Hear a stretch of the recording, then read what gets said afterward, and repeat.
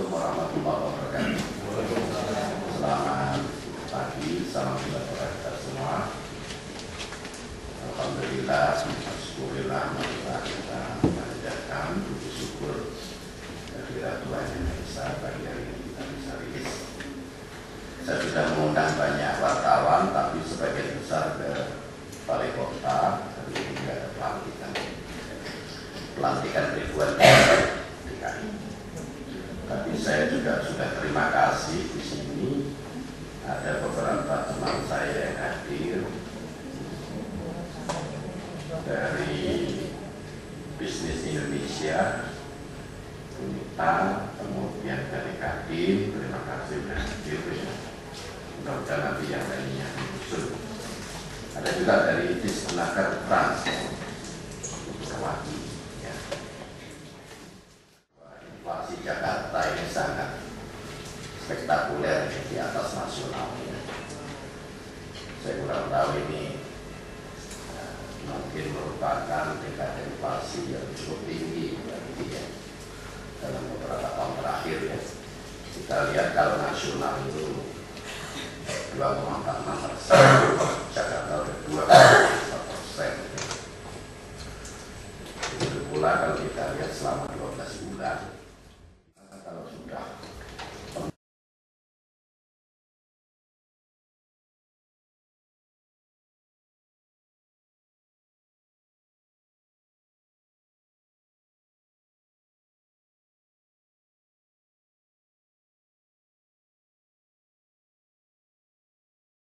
dampak kenaikan harga BBM masih mendominasi inflasi di Jakarta. Ini dampak yang kedua ya. Dampak pertama bulan November ya. Kemudian dampak kedua bulan Desember ya. Mudah-mudahan Januari ini sudah mulai tinggi. Lanjut. Kalau kita lihat dibandingkan dengan provinsi lain di Indonesia ya, inflasi kita tergolong tinggi ya.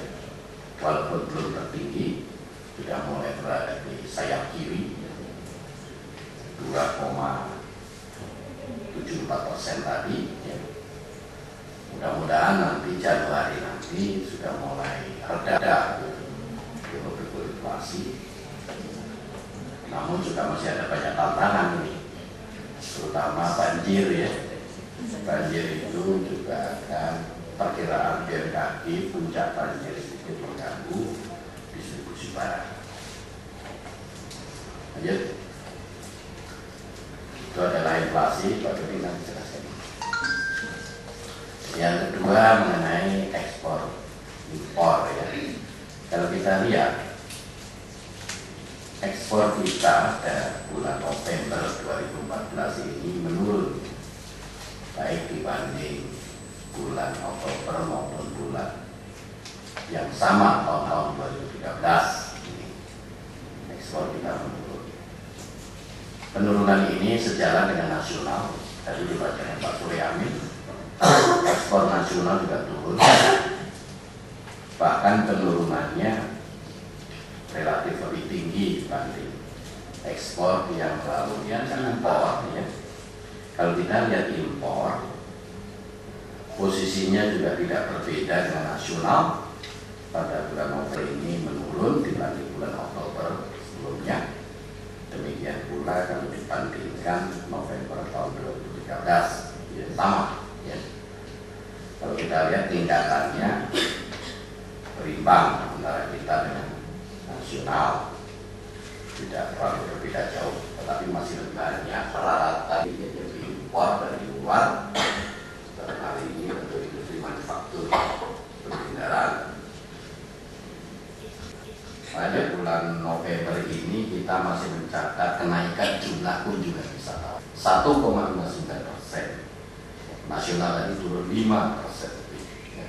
Jadi kita masih posisi bagus. Ini mungkin terkait juga Pak dengan adanya event-event ya, yang banyak diselenggarakan Pemprov maupun pemerintah pusat di Jakarta. Dan mudah-mudahan ini event-event ini bisa diperpanjang. Sekarang kemiskinan, ada beberapa perlu dicatat Bapak-bapak Pertama, lanjutnya, kemiskinan di Jakarta meningkat. Nah ini ya, barangkali ini perlu juga dimuat teman-teman dipahami. Pada bulan September 2014 hasil Susenas, kemiskinan di 412.000. Ini bertambah 18.000 dibanding Maret 2014. Nah, kemiskinannya bertambah. Kemudian jika dibanding bulan September 2013 dalam setahun, kemiskinannya bertambah selama 12 bulan itu ya, bertambah 41.000. Dari 371.000 menjadi 441.000 ya.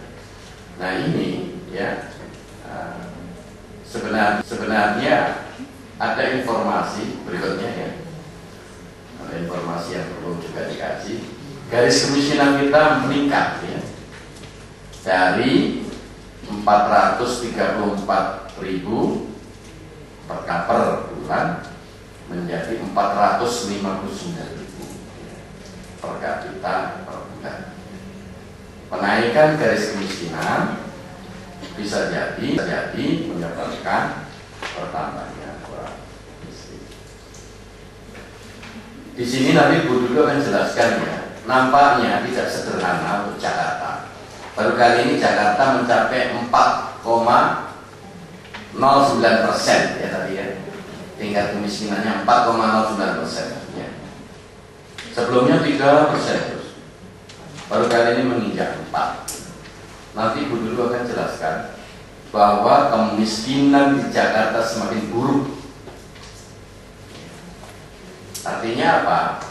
Jumlahnya juga bertambah, ya kan? Tingkat kemiskinannya juga meningkat dan distribusinya juga semakin timpang. Jakarta Desember 2014 mencapai 2%.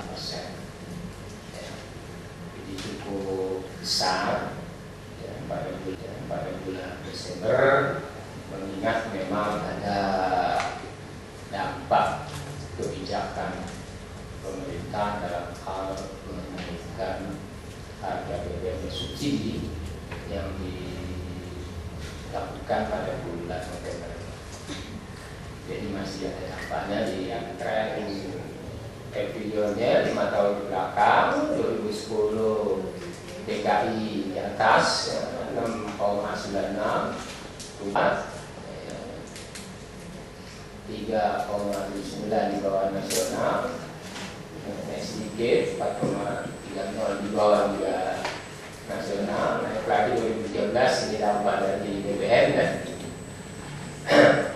dan menjadi 8,95%. Jadi memang kalau ada kebijakan kenaikan BBM cukup keras berdampak lintas. Kita lihat menurut kelompok pengeluaran. Jadi dari 7 kelompok pengeluaran semua mengalami deflasi. Jadi tidak ada satupun kelompok pengeluaran yang mengalami deflasi. Ya. Tetapi sebenarnya dari komoditi-komoditinya itu juga tidak semua mengalami inflasi, tapi kumulatif di dalam kelompok pengeluaran yaitu kurang bisa menarik yang komoditi-komoditi yang inflasi, sehingga total dari masing-masing kelompok pengeluaran mengalami inflasi. Tertinggi kelompok makanan, jadi dan tembakau. Inflasinya sebesar 5,1%. Yang diikuti transport seperti jasa keuangan 4,25%. Bahan makanan juga ternyata cenderung naik nih 3,41%. Kelompok rumah, elektrik, gas dan bahan bakar itu 1,58% karena di dalamnya masih ada kenaikan listrik. Ya, kemudian juga bahan bakar rumah tangga, ya, khususnya LPG yang 3 kilo. Sandang 0,53%.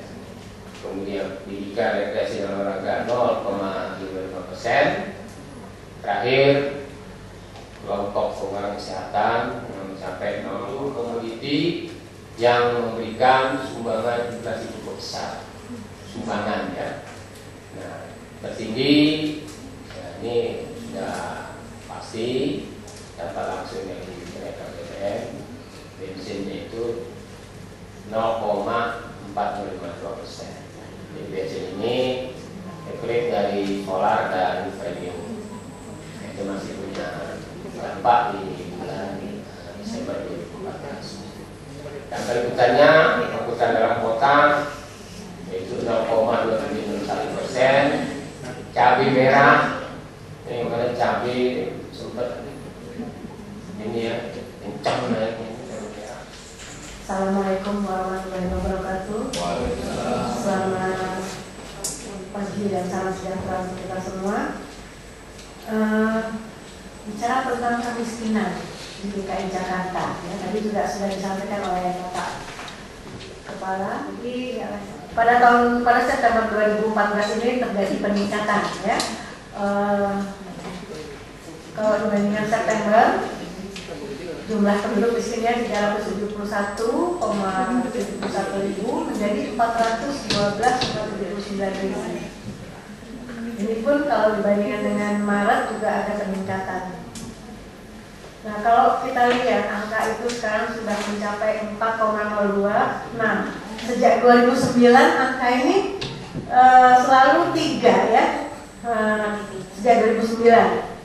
Nah, 2006, 2007 dan 2008 ini 4, angka kemiskinannya, ya. Jadi nggak tahu lagi nanti ke depannya apakah akan tetap di angka 4 atau kembali lagi ke angka 3 untuk angka kemiskinan. Kita lihat ini perkembangannya dari tahun 2012 ke 2014, ya. Di sini ada Maret September.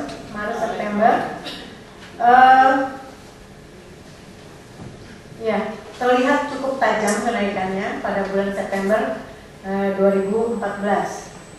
Yang sebelumnya itu tadi 3,69, 3,7, 3,5, 3,7, 3,9 dan ini sudah tembus ke 4,09. Namun demikian, untuk DKI Jakarta walaupun terjadi peningkatan, ini masih tetap menjadi angka kemiskinan yang terendah di seluruh Indonesia.